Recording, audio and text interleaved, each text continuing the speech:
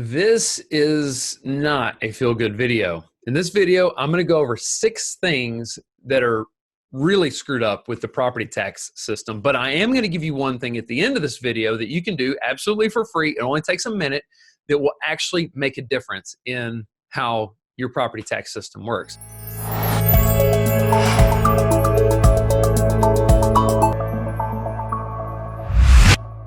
So I'm going to tell you a little bit about myself. My name is Chandler Crouch. I'm a real estate broker here in North Fort Worth.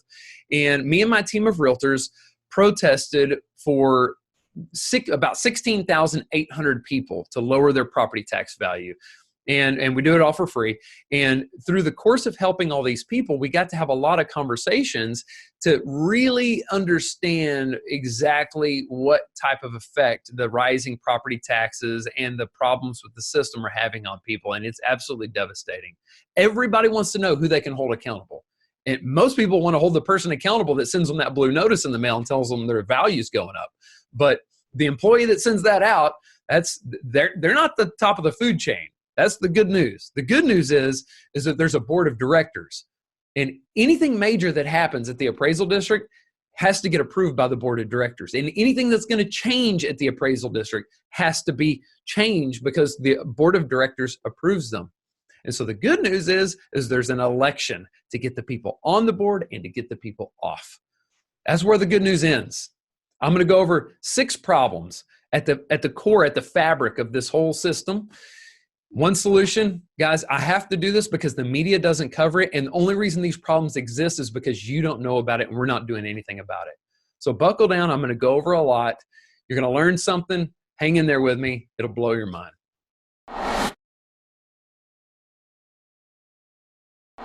So the appraisal district has an election to elect the board of directors. That's great.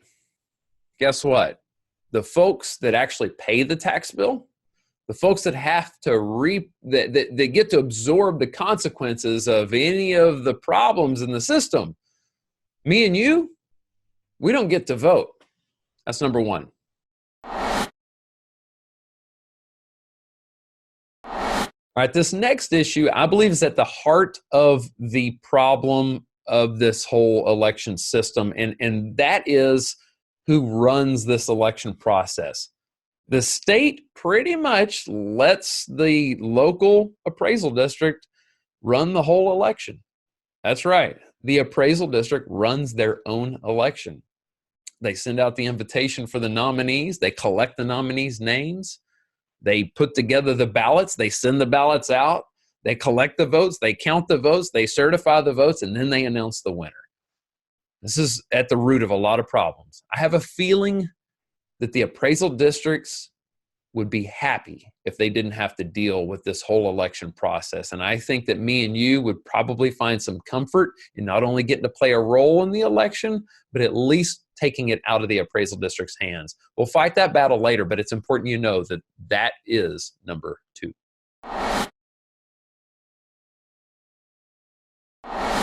Okay, so far I've just been kind of laying the foundation for some really big problems that I'm going to tell you about. It's just going to blow your mind. So hang in there with me. Before I go any further, I need to lay a little bit more foundation. So if you want to learn a little bit about the process, you're going to find this really interesting.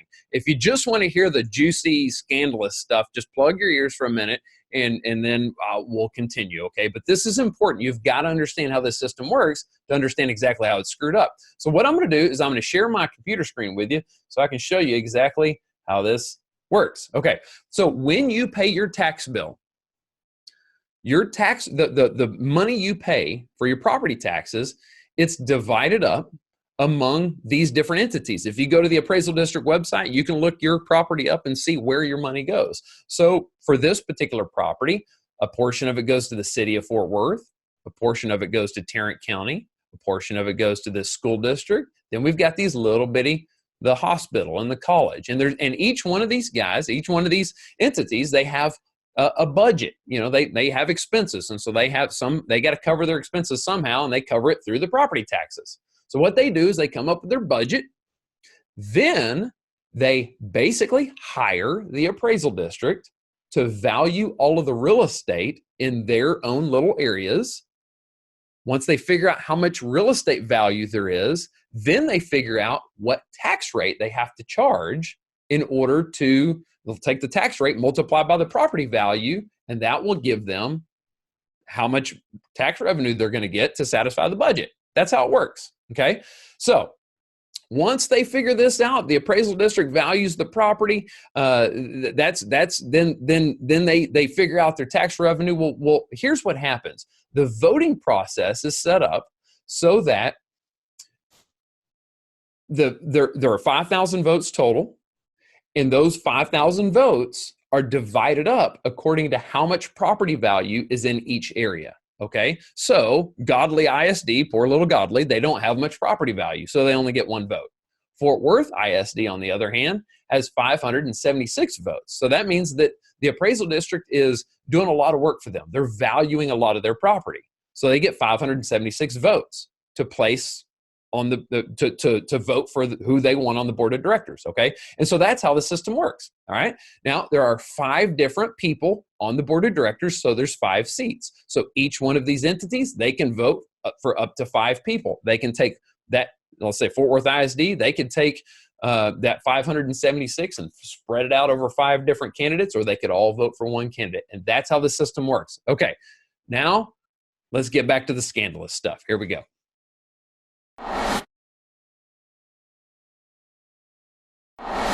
Okay, I've expressed that I think it's really unfair that the taxpayers don't get a say in who's on the board. However, it is what it is. We'll fight that battle some other day. The taxing entities are the ones that get to vote, and the taxing entities are the ones that get to nominate the candidates. So here's what happens. The appraisal district will send out an invitation to the school districts and the cities and the county to nominate the candidates that they want to see on the ballot.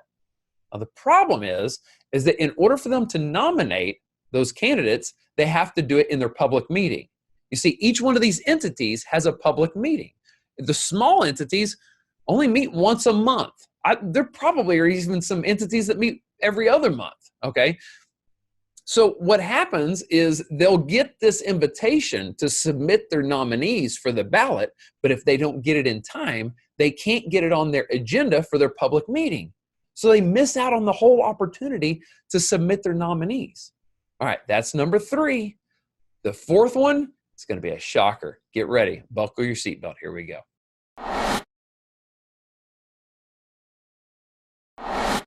Now we're going to look at the actual list of nominees for this year's election. On the left side, we've got the nominees. On the right side, we've got the entities that nominated them. Daniel Bennett actually dropped out of the race. Guess what? Not all the entities know that he dropped out.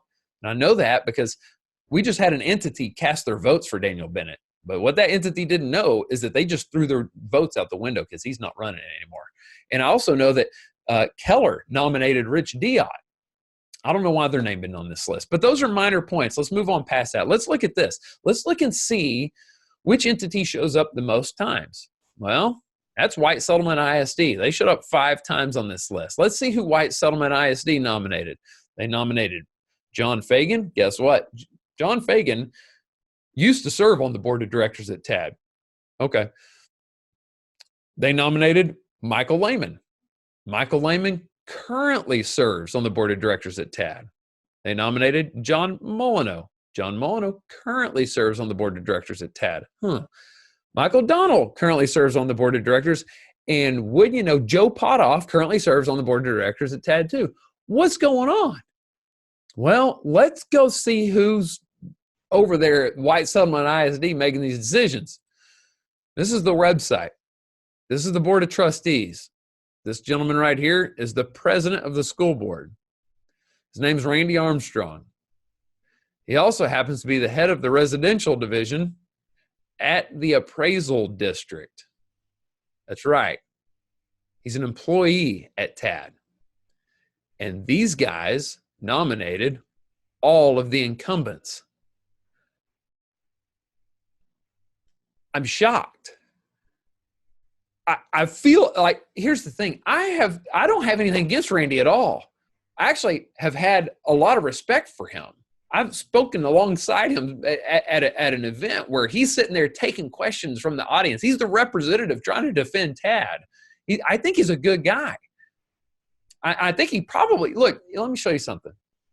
This is an actual bill that was passed this past legislative session. It was written by Matt Krause. He's the state representative in my area, and I actually worked with him on writing this bill. In this bill, right down here, it says that an individual may not be employed at an appraisal district if the individual is an officer of the taxing unit participating in the appraisal district. So, and Randy knows this. And here's an article right here. I'm not going to open it, but it says he refuses to step down. Now, here's the thing. I don't have anything against Randy. I think he probably doesn't want to step down because he probably loves White Settlement ISD. And I think that probably the only reason why they showed up more times than any other taxing entity is probably because this is one of the few taxing entities that even has a clue what's going on. That's probably what's going on. It just doesn't look right at all. And it doesn't look right because it's not right. And I don't want to say this. I don't want to expose this, but very few people understand what's going on. And when I see what's going on, and I'm the guy that's supposed to be helping people, I've just got to tell the truth. People need to know this, and this can't exist. Not when I see people suffering like they are. So there's that. That's number 4. Let's move on.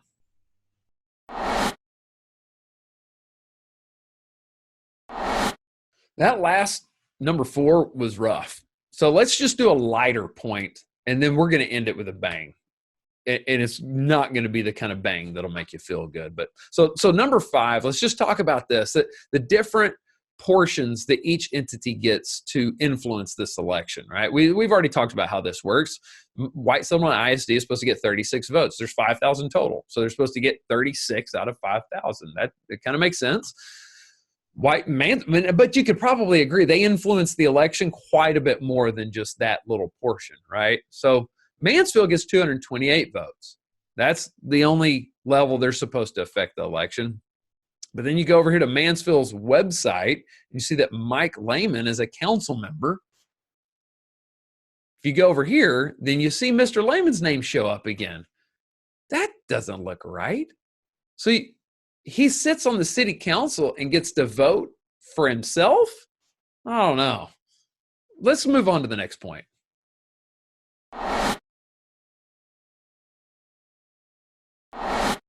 Here's your grand finale. This is the big number 6. Okay, for this one, what we're going to do is we're going to watch the Tarrant County Commissioner Court place the vote for Tarrant County.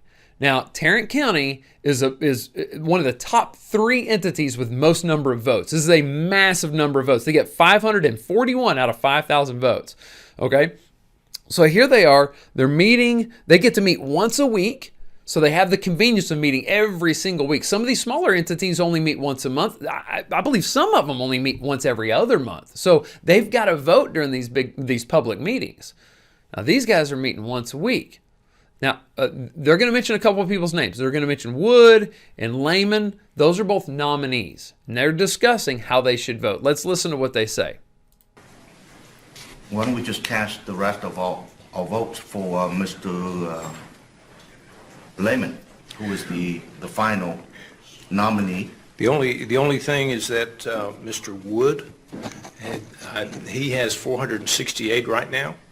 And we have been told that there's another jurisdiction, but that jurisdiction has not voted yet. Now, earlier in the meeting, he said, we know which way they're going to vote. Split half and half if necessary.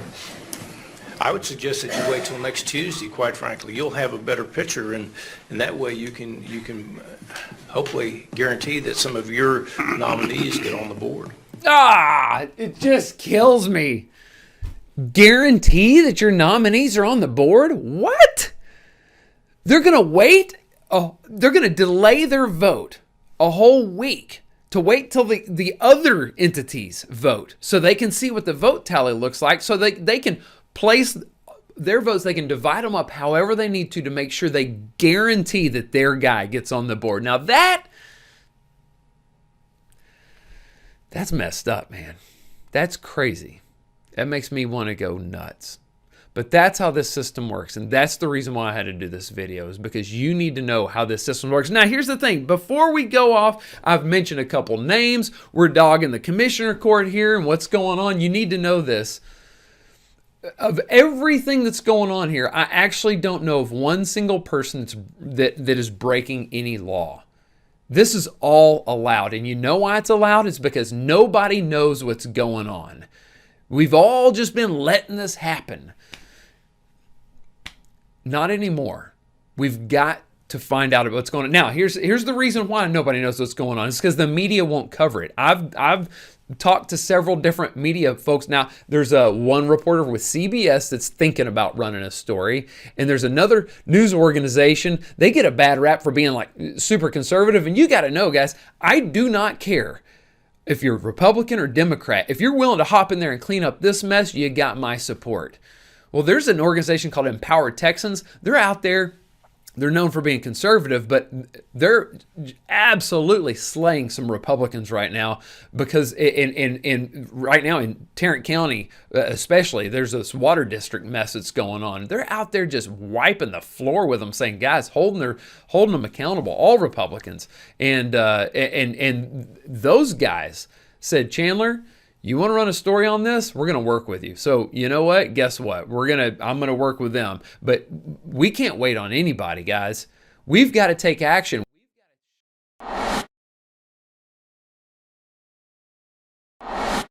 Woo, that's a lot of mess. So what are we going to do? Man, I am not interested in just sitting here and getting mad.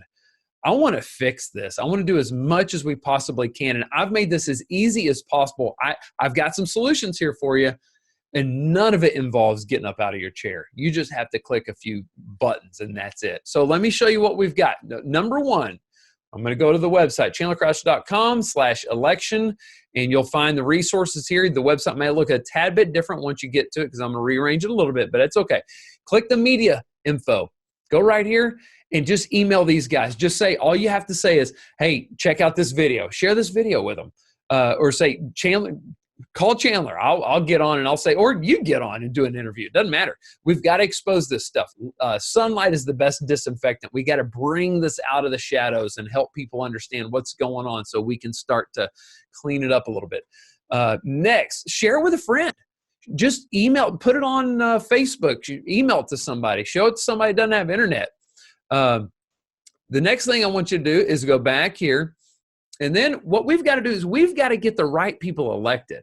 How do we do that without a vote? Well, guess what? Guess who we do vote for? We vote for the city council people. We vote for the school board members, and they will listen to us because they depend on our votes. But trust me, I'm making it as easy as possible. What we've got to do is we've got to figure out who we want to vote for. So what I've done is I have contacted all of these candidates. This is a list of the candidates right here. At the top of the list, I've got Rich Diott, I've got Gary Lasada, I've got Michael Glaspie.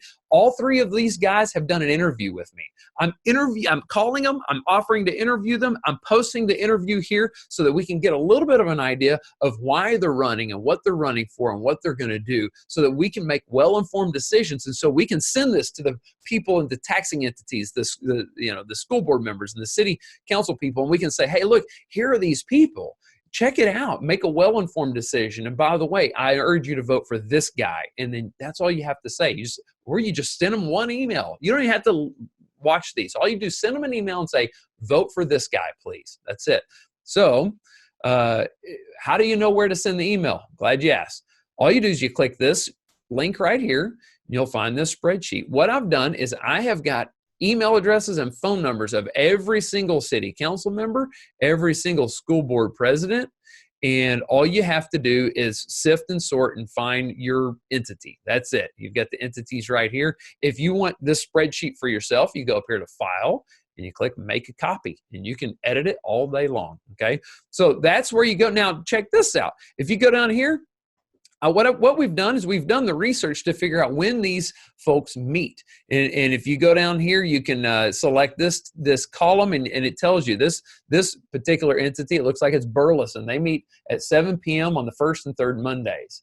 Well, so if you want to just find when a particular entity meets, that's how you do it. If you want to hit up every single entity that meets on a particular night, you go back to the website here, you scroll down, and we've put it all on a calendar for you. So you want to hit them all up on Monday, you just go here. This is everybody meeting on Monday. Send them all emails. Urge them to vote for somebody. Guys, if we get together, we do this, we can make a difference. They will listen to us. We can clean the system up. We can make an impact. We may not fix the whole thing in one session, but we can definitely make an impact, and we can make sure that we're not going to go down without a fight and that we've made our voice known. So please take 2 seconds, click some buttons, send some emails. You don't even have to get in your car to go vote, guys. Just express your support. And we can do this. We can clean the sucker up. All right, guys, that's all I've got. Thank you so much for watching. God bless you. God bless Texas. God bless Tarrant County. Amen. See y'all later.